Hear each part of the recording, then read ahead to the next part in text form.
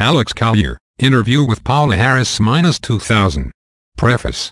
I just recently wrote a piece for the October 2000 issue of UFO magazine on Vatican Representative Reverend Monsignor Balducci, who stresses the importance of witness testimony in investigations. Although I personally have never really seen anything or experienced contact like even so many of my military witnesses have confessed to, I'd better take heed. In the past, most of my investigative journalistic efforts were of the concrete government/military witnesses type or of a nuts and bolts scientific nature. They are people who were involved firsthand like Colonel Philip Corso, Dr. Michael Wolff, Sergeant Major Robert O'Dean and Clifford Stone. However, I am beginning to believe that we should begin to look at the whole picture from a different perspective, as now many experiencers also are giving first-hand accounts of this very paranormal phenomenon. I believe some of these people are telling the truth here. In an effort to bring a more comprehensive approach here, I am including this unusual interview with Alex Collier. Now, the Alex Collier interview is truly a stretch for me because I don't usually interview contactees, but his name was given to me first by the Reverend Gene Holmes, whom I greatly respect, at the Standing Elk Star Knowledge Conference last year. I ignored it then because the timing wasn't right. Then, by chance, a young Italian contactee in Italy suggested that I contact him this year. Since I go largely by instinct, I tracked down Alex Collier in Colorado. He has much to say that has been verified by my previous nuts and bolts witnesses. He mentions Hoagland's research at least 12 times, and it is no coincidence that I am researching Hoagland's Mars claims. So someone must be leading me along a given path. In conclusion, it is not characteristic for me to do this kind of interview, but I make it a point to meet the people I interview, and I did sit and speak with Alex Collier for 4 hours on July 29, 2000. To this reporter, he appeared very credible. Is worth reading. Food for thought. Paola. The validity of witness testimony. Interview with Alex Collier. July 28, 2000. Alex Collier, how did you find me? Paola Harris. I think that I am a bridge that links people worldwide, and I am surprised that I am speaking to more contactees lately because I have been dealing with military and government witnesses in my writings. I was asked to contact you by Rocco Mascitti, who is a young Italian guy who lives on the Adriatic coast of Italy. How could he possibly know of you? Alex Collier, I don't know. I think this information has a life of its own. From every country in the world, we get emails, India, China, Russia, even Albania, because a lot of people know. People know there is something else going on. That we are not the only ones. A lot of them have actually seen the metal themselves. They have actually seen the crafts, or they know somebody who has. Harris, let's get back to you. Let's look at the foundation of this because I don't know the slightest thing about this. Is your information channeled? Collier, no. I'm very suspicious of 95% of the channeled information. Harris, so how did you begin then? As a child. Collier, it's all here in the book. It started when I was 8 at a family picnic in Michigan. I remember I was lying down in some tall grass and just hiding. Next thing I remember, I closed my eyes expecting to be found, and the next thing I know I am lying on a table looking at 2 men, a short one, who was very old looking, very white skin, and on the other side of him was a tall one, a huge man. They were hairless, but they were human in every sense of the word, even their eyes, but their skin is blue. It is because of their star. The frequency of their star is blue. The tall one is Moreni. That is not his real name, but they are a telepathic race, and they use symbols for names, like mathematics. I knew them. I recognized them. It is hard to explain how I knew them. We are so much more than just this. Harris, did they tell you anything that you could understand? Collier, oh. Yes. Basically, they had a program in place. A message to re-educate me on who I was, which is one of the first things they did.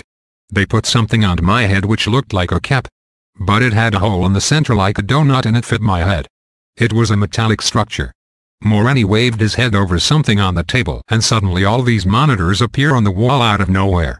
They just weren't there before, so they just materialized, and when it was over they disappeared. One of the monitors was measuring my heartbeat and all my physicality from this one little cap, on the right side. It was like it was reading my mind, cause I got to see what I was thinking visually in space. That was very intense. Harris, really? Collier, it immediately started showing me these scenes. It was like movie clips. And that I knew almost instinctively that it was past lives. They wanted me to know who I was and my relationship to them, and they were showing me, and it is already in the brain. It is in that other portion that we no longer have access to because of DNA alteration. Harris, I am going to ask you another question because of my research. None of this is Malab stuff, is it? Phytotronic interference. Collier, I've been aboard the craft. Harris, so they showed you this. What did you do? Collier, they were basically educating me on who I was. Harris, so are you from Andromeda? Is that what they are telling you? Collier, that's right. My soul. They used to have an outpost here. Harris, okay, Andromeda. Collier, your soul wasn't born here either. Nobody's soul was born and hatched on Earth. Virtually, all of us have come here in some physical form or another. We have come back or have chosen to be back or were killed here during some kind of upheaval or war. There have been tons of wars here. I was very open with my mom for a very short time. After that it scared her. It scared her big time. Harris, I'm sure. Collier, because of my relationship with them and the time I spent with them, I was able to hear thoughts. I used to tune into them and scream, "Stay away from my head," because I used to hear the thoughts. Harris, do you do that now? Collier, sometimes. Sometimes. Harris, okay. Were there other encounters? Collier, oh, yeah. There were a lot of others that would come over of the house at night and just take me out of bed. Harris, there has been a lot of discussion about whether it is a physical taking or an astral body taking. If your mom opens the door, are you still there? For instance, in the case of Michael Wolf, his parents saw him disappear and he showed up in the woods. Collier, it is a physical event. My dad experienced it too. My dad had the habit of getting up in the middle of the night and getting a little snack. And one night, as he turned around and he saw light in my room. But he said he saw me about 6 inches off the bed as I was floating down. There was a little light like a Christmas light, flicking across the room watching over me. Then he felt it looked at him as he opened the door. Then when I was down on the bed, it looked at me and flew out the window. We talked about it in the morning and he said, "Did you see your friends last night?" I said, "Yes," and then we never talked about it again. Harris, does this still happen? Is there a blue light? Does a dimensional portal open? What are the signs? Collier, there is a beam, like a laser pointer of light blue light that dematerializes all my atoms. What it does, is separate all my atoms and molecules so that I can pull through the light. It is light blue. I go up in the ship and I literally materialize. Harris, do you feel good? Collier, I feel so free. You can't believe it. Harris, no physical problems. Collier, no. I never had any of that and I don't consider myself an abductee and I resent that people classify me as an abductee. Harris, there's a difference between abduction and contact. Collier, I know that and you know that. I am willingly part of this process. Harris, if you are not at the intellectual level to accept contact, you will consider it a violation. It is too bad these experiences get bad press. Was there a feeling that you had something to do and you had better do it and you had agreed to do it before you were born? Are we talking mission here? Collier, according to these we are genetic royalty, everyone on this planet, and it has nothing to do with where we are on a soul level. People confuse the two. It is like people don't listen as well as they hear. They say we are genetic royalty because we the sum total in our genetics of 22 different races. Many different races have been here. Over millions and millions of years they have genetically tampered with us and left us and ended up mating while they were here. Harris, what does this mean? Collier, some of us have chosen to be here at this time because the only way to make some real serious change here without direct intervention would be for some of their kind to come into the physical body and effect change as part of the race. Harris, we are not talking walk-ins here, are we? Collier, no. Harris, at what age did you know all this? Can I ask how old you are? Collier, what age am I? I'm 44. By the time I was 16, I had all this information. Everything I had been taught was reality wasn't. At the time, I was then a hell of a football player and a baseball player. It took a lot of years for me to figure this out. To be perfectly honest with you, it wasn't until my son Nicholas was born that I realized what I should do and what I needed to do, and it all fell into place. Now I have an experience, I have a perspective other than Earth, and I'm looking at this planet and I'm saying, you know what? This is an asylum.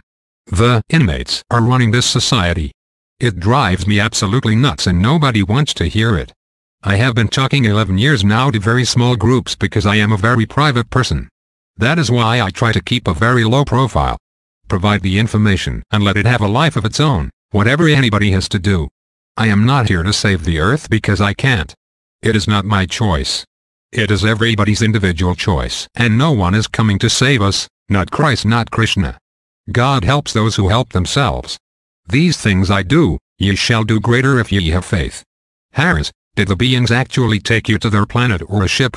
Collier, I was on a ship and I had taken to another ship and I spent 3 months with them, but in Earth time I was gone 18 minutes because they don't have time. Harris, was the ship big? Collier, they are 900 miles square and located just outside the asteroid belt. There are different races that they call a consortium who are here, trying to figure out how to help us without disempowering us. And that's the trick. How do we intervene without disempowering these people and without making them worship us? Harris, does this make you very dangerous because of this information? Collier, they told me to take my site down. I did. I think that the rogue government is scared, really scared. They cut a deal with a group. They could not trust them, but they did anyway. And now they totally lost control of the situation. Harris, who is the group that they cut a deal with? Collier, it is not just one. It is a consortium as well. Zeta 1 and Zeta 1 Greys, Sirius B humanoids, Lyrans, Draconian otherwise known as reptilian races, regressives negatives are from the Orion group who control some Zeta 2 Greys, others from Rigel and Capella systems. It is the regressives who have a negative agenda. They are controlling the situation. The Andromedans, Palladians, and Zeta Reticulan Greys are waiting to see what we do and are generally a positive races. Harris, the Greys, a Nordic sand. Collier, the ones on the planet are genetic modifications. The Nordics are clones and run by computers. They are not actually living souls. Here is the thing. The clones are enough aware that they exist, but they know that when they die it is over. It is like the movie Blade Runner. That is why the Greys are trying to genetically mix. According to the Andromedans, the third density will eventually implode and will cease to exist here, and much of the third density is going to be raised in frequency, and that which cannot be raised in frequency or chooses not to is basically going to compress itself, go through a black hole and create another space in which to continue to evolve. This is the natural progression. Apparently all this is supposed to happen now, and December 30th 2013. 2012. Harris, the end of the Mayan calendar. Collier, now these other races that are not real and don't have soul realize this is going to happen because they are very scientific, but they can't make this leap because they don't have soul. Now what is soul? The point of the Andromedans is soul is essentially, we are a conductor of light multidimensionality, we are a conductor of light with total self-awareness. We are light. Harris, well, do they believe in the collective unconscious or do they mention God? Collier, they refer to it as isness. The gods that they refer to. The sons of God married the daughters of Earth, and these would be extraterrestrial. There is this intelligence. We use only 15% of our brain matter. That's it. According to these, we will only understand the universe to this level. That's it. Here we are trying to understand something that is so infinite that we could not possibly deal with it. Here is what is happening. These races are trying to create soul, and they think that if they merge with us and create our physicality, they will create soul. Here's the thing. The reason they are so interested in us on Earth, Paola, is that we are genetic royalty. Do you understand? That is why they are forcing us to shift. We have an extreme of emotions. We can choose to change frequency. We are amazing.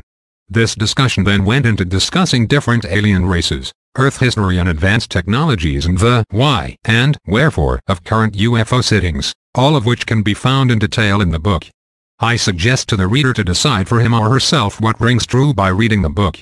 I, personally, have chosen to touch on those points in the book defending sacred ground that coincide or have been verified by other interviews I have done in the past.